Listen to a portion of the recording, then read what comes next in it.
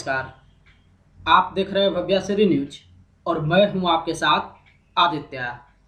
कौन बनेगा करोड़पति के मंच पर 21 नवंबर को हॉट सीट पर विराजमान हुए थे कुंवर निषाद खालिद खान। देखिए इनका तस्वीर हम आपको स्क्रीन पे दिखा रहे हैं, जो कि नई दिल्ली के रहने वाले हैं। इनके विषय में हम आपको बता दें कि ये एक जापानीज कंपनी में रीजनल सेल्स मैनेजर का कार्य करते हैं।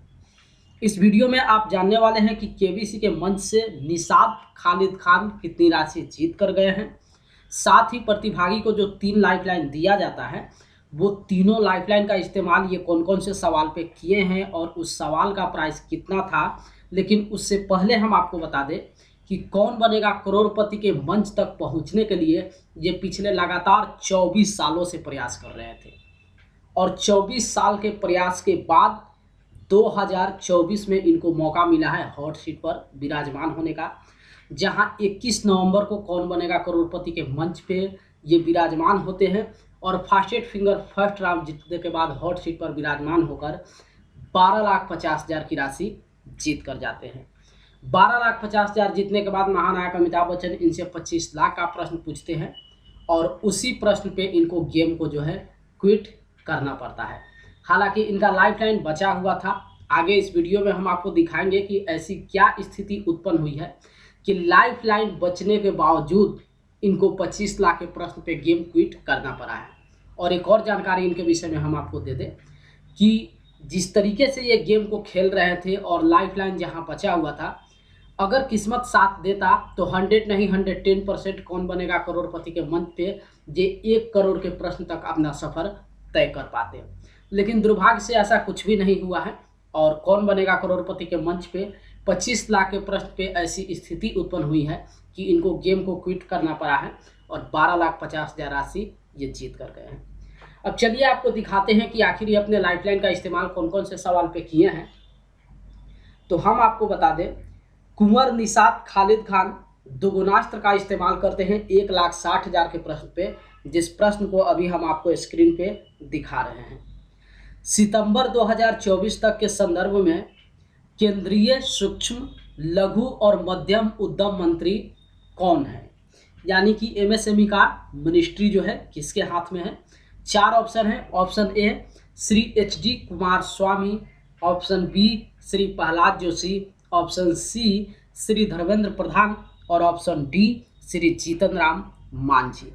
तो इस प्रश्न का ये बिल्कुल सही जवाब देते हैं और ऑप्शन डी श्री जीतन राम मांझी को लॉक करवाकर यहाँ पे ये जीत जाते हैं 1,60,000 एक्स्ट्रा बोनस।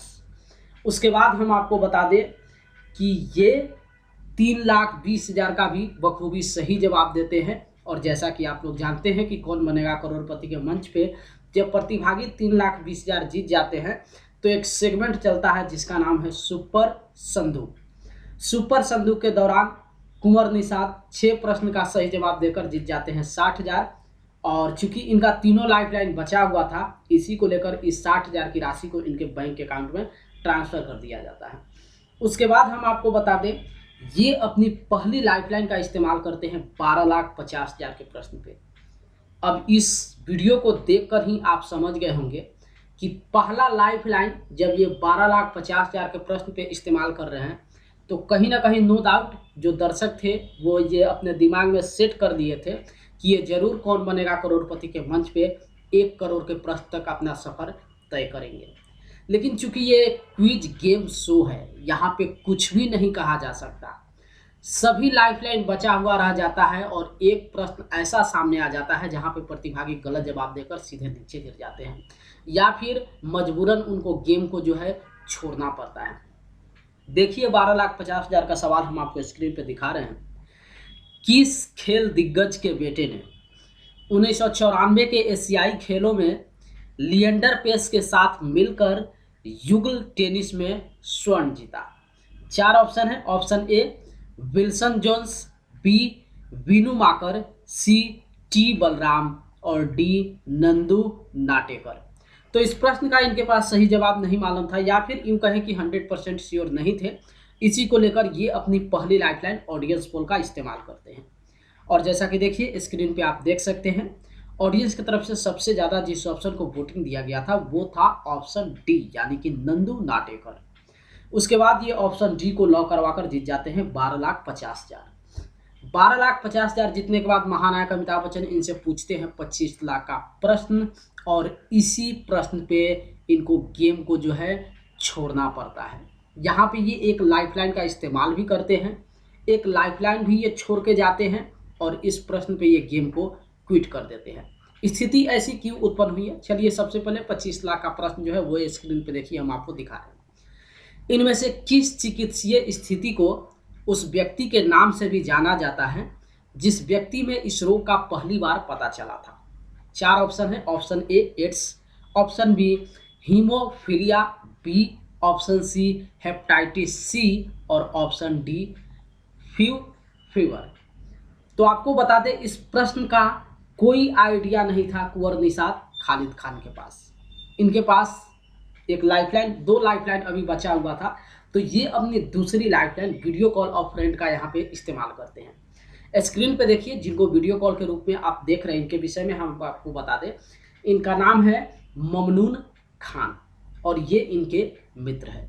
दुर्भाग्य से इनके पास भी इस प्रश्न का कोई आइडिया नहीं होता है। अब बचता है कुंवर निषाद के पास आखिरी लाइफलाइन डबल डिप का।